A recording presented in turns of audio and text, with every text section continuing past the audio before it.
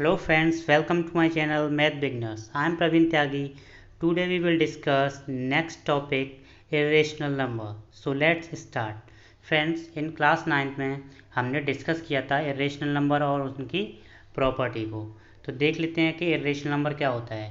irrational number दोस्तों वो number होते हैं जिनको पी बाई क्यू के फॉर्म में नहीं लिखा जा सकता. irrational नंबर को आप ऐसे भी डिनोट कर सकते हो, ठीक है. यानी जो नंबर्स पी बाई क्यू के फॉर्म में नहीं लिखे जा सकते उनको क्या बोलेंगे, इरेशनल नंबर बोलेंगे. जहाँ पर पी और क्यू आपके क्या हैं, इंटीजर्स हैं और क्यू की वैल्यू जीरो नहीं हो सकती, यानी does not equal to zero.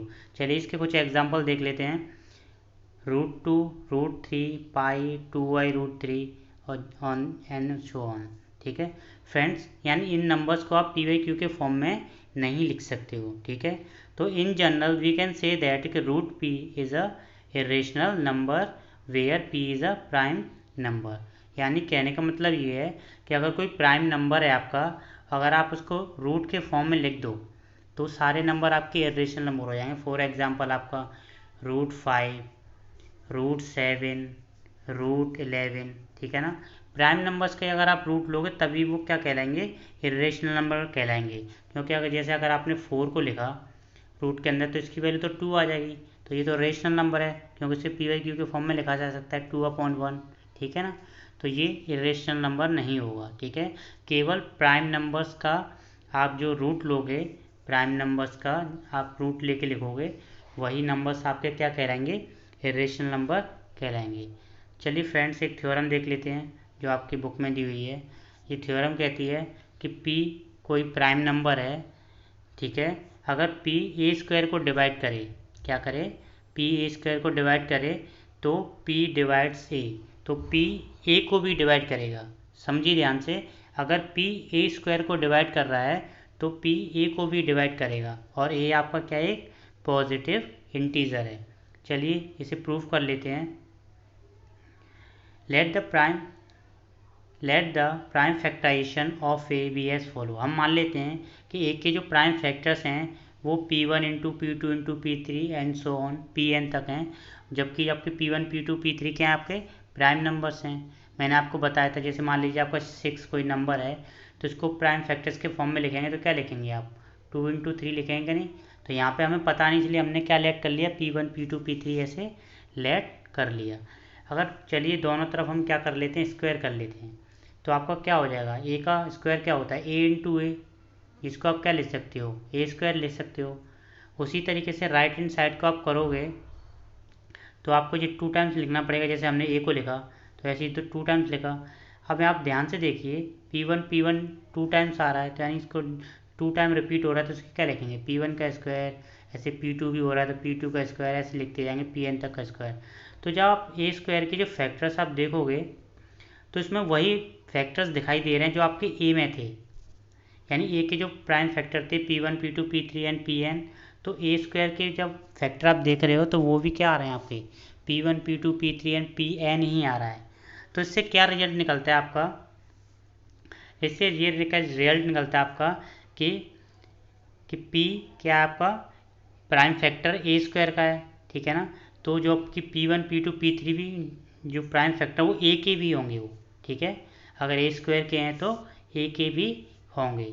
Hence P must be one of the P1 P2 P3, यानी जो आपका P होगा वो P1 P2 P3 and Pn में से ही होने वाला है. तो हम यहाँ पर क्या कह सकते हैं कि A अगर P1 P2 P3 Pn है, यहाँ पर P आपके क्या है, P1 P2 P3 में से कुछ भी हो सकता है प्राइम फैक्टर, तो P आपका ए को डिवाइड करेगा. ठीक है फ्रेंड्स, चलिए मैं इसे एक सिंपल एग्जांपल से और समझा देता हूँ आपको. जैसे मान लीजिए कि जैसे मैंने बोला यहाँ ए स्क्वायर पी स्क्वायर को डिवाइड कर रहा है, तो आप मान लीजिए कि एक वैल्यू कितनी है आपकी, 36 है. 36 को आप क्या ले सकते हो, 6 इंटू 6 यानी 6 की पावर 2 ले सकते हो, है ना. तो यहाँ पे ये कह रहा है कि ए जो p है वो ए को डिवाइड कर रहा है, तो जिससे पी स्क्वायर है, एक मिनट. चलिए फ्रेंड्स से एक एग्जांपल से समझ लेते हैं. मान लीजिए जैसे आपको a आपने 6 ले लिया. ठीक है, अगर हम इसका स्क्वायर करें बोथ साइड तो इसका ए स्क्वायर हो जाएगा. इधर क्या मिलेगा आपको, 6 इंटू 6.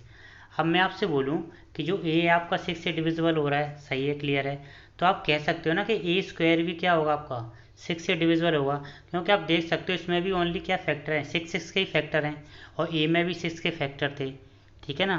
तो आप क्लियरली यहाँ से आपको दिखाई दे रहा है कि अगर ए स्क्वायर 6 से डिवाइड हो रहा है तो आपका ए भी 6 से डिवाइड होगा, या ए अगर आपका 6 से डिवाइड हो रहा है तो ए स्क्वायर भी आपका 6 से डिवाइड होगा, ठीक है ना। आई होप आपको समझ में आ गया होगा। चलिए कुछ देख लेते। ऑलवेज रिमेंबर, आपको याद रखना है कि P is a prime factor of A, ठीक है।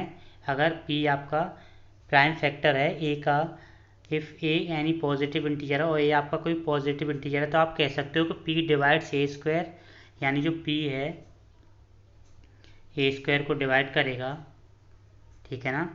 अगर P ए स्क्वायर को डिवाइड करता है तो ए को भी डिवाइड करेगा P, ठीक है ना। P अगर आपका ए स्क्वायर को डिवाइड करता है तो P आपका ए को भी डिवाइड करेगा, ठीक है ना। अभी मैंने आपको एग्जांपल बताया, दोबारा देख लेते हैं। जैसे 36 है आपका, ठीक है ना, उसको कौन डिवाइड कर रहा है, 6 डिवाइड कर रहा है, ठीक है ना। तो आपका जो 36 है, एक मिनट गलती हो गई, दोबारा देखते हैं। 36 है, ठीक है ना, तो इसको डिवाइड कर रहा है 6, ठीक है ना। तो ये डिविजिबल है 6 टाइम्स। अब यहाँ पे देखो ए को भी डिवाइड करेगा। ए आपका कितना था, हमने 6 लिया था, तभी तो ये 36 हो गया था। अब 6 को डिवाइड करके देखते हैं कि 6 से डिवाइड होगा, क्योंकि पी की वैल्यू यहाँ पे कितनी है 6 है। तो यहाँ पे 6 को जब आप डिवाइड करोगे 6 से, तब भी ये क्या हो रहा है, डिविजिबल हो रहा है, ठीक है ना। आई होप फ्रेंड्स आपको समझ में आ गया होगा। चलिए एक टॉपिक और देख लेते हैं, ठीक है, क्योंकि जब हम जो एक्सरसाइज करेंगे तो उसमें ये बहुत ही हेल्पफुल रहेगा, ठीक है। सो हम डिस्कस करने वाले हैं को प्राइम नंबर्स। फ्रेंड्स ये प्राइम नंबर्स नहीं है, ये को प्राइम नंबर्स हैं, दोनों में बहुत डिफरेंस है। चलिए इसकी डेफिनेशन देख लेते हैं। Two numbers are coprime numbers if they have no common factor other than 1। अगर फ्रेंड्स कोई दो नंबर हैं, कोई भी दो नंबर हैं, उसमें कोई कंडीशन नहीं कि वो प्राइम नंबर होने चाहिए या नहीं होने चाहिए, बस उनका जो कॉमन फैक्टर है वो 1 होना चाहिए। फॉर एग्जांपल आपने लिया 20 और 25 लिया, ठीक है। जब इसको हम सिंपलेस्ट फॉर्म में लिखेंगे तो ये 5 से डिविजिबल होगा 4 टाइम्स और ये 5 से डिविजिबल होगा 5 टाइम्स, तो आपको मिलने वाला है 4/5। अब देखिए 4 और 5 में कि अगर फैक्टर करेंगे तो क्या मिलेगा, 2 इंटू 2 इंटू 1। उसी तरीके से 5 के फैक्टर करेंगे तो क्या मिलेगा आपको, 5 इंटू 1। जब आप इन दोनों में देखोगे तो आपको कॉमन क्या मिल रहा है, ओनली 1 मिल रहा है, ठीक है। तो अगर 1 मिलेगा तो हम कह सकते हैं कि 4 एंड 5 आर द को प्राइम नंबर्स। 20 और 25 आपके को प्राइम नंबर नहीं थे, क्योंकि इनमें 1 के अलावा 5 भी कॉमन फैक्टर था। ओके फ्रेंड्स, आई होप आपको समझ में आया होगा। नेक्स्ट वीडियो में फ्रेंड्स हम प्रूव करेंगे कि √2 एक इरेशनल नंबर है, मैथमेटिकली इसे प्रूव करेंगे। So thank you for watching.